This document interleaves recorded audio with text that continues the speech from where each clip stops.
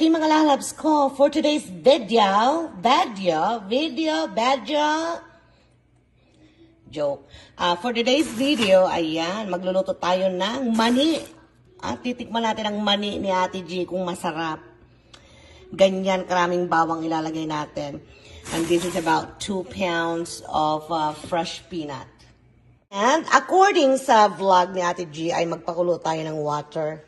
So, ayan. Hintayin natin kumulo si water. So, ayan. Nilagay na natin ang mani ni Ate G sa kumukulong water. Okay. So, ngayon mga lalabs ko is i-drain natin ang water. Okay? And then, according kay Ate G na vlog, is we're gonna let this sit for 4 hours. Okay? And then, while it's sitting on the strainer, kailangan natin itong halu-haluin. Ayan mga lalabs ko, no? Hinahalo-halo ko lang. And as you guys can see, meron pa siyang usok-usok, so mainit pa. Ayan, halu-haluin lang natin para lumamig. So, ayan mga lalabs ko. Oh my God. Tignan nyo ang bawang. Ang dami. Okay, mga lalabs ko, testingin natin kung ang ating bang mantika ay mainit na. Yon. Iprito na natin ang mani ni Ate G.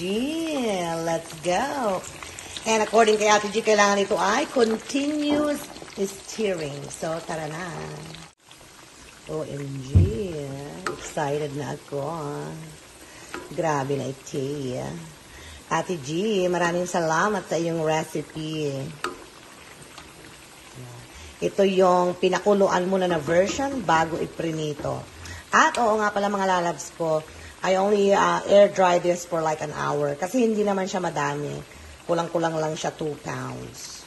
We started at 1:41 p.m. here. So ang gagawin ko is mga 7 minutes ko siyang pakukuluan and then continuous stirring. And then, sa ika-8 minutes, ilalagay na natin yung ating bawang. Ayan ang mga lalabs ko. Ilagay na natin ang santambak na napakaraming bawang. Yummy! Ayan mga lalabs ko. OMG, talaga namang napakasarap nito. Diba? Homemade. Saan pa kayo? Okay, at yan mga lalabs ko, no? Luto na. So, isasalan ulit natin sa strainer. Ayan mga lalabs ko, ang gagamitin ko dito ay garlic salt, okay? Para talagang bumongga na ng bumongga. Ayan na, sige, lagay na natin yan. Pero wala pa naman itong isang kutsara. Busin na natin. At since wala po kaming fresh na sili, meron man na nakababad sa suka, gagamitan natin ito ng crushed red pepper. Okay, lagyan lang natin siya ng mga half teaspoon. Okay, and then haluin na natin siya. Alright, mga lalabs ko, ayan na. Haluin na natin ang bonggang-bongga. Ay, nako. Diba?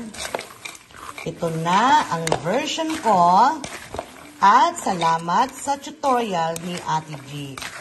Hindi na ako bumibili ng roasted peanut. At ito na, inumpisahan ko ng gumagawa at masarap magngut-ngut-ngut nito, lalo na pag naka-livestream, family bonding, pag may bisita, diba, napakarami, overloaded ng yan, garlic. 5 cloves of garlic ang nilagay ko dito. Imagine. Ayan mga lalabs ko, no, pakita ko lang sa inyo, yung sukat na yan ay half tub. Ang presyo niyan sa pamilihan dito sa US na mga Pinoy ay $8. Nakagawa tayo ng total na 4 na tab. At ang puhunan lang natin dyan ay $6 na fresh peanut. At saka po, yung garlic naman ay isang napakalaking supot na nabili namin sa Sam's Club ng only $3.99. At mantika, o diba? Ang laki ng aking natipid. Tapos 1 to sawa pang roasted peanut.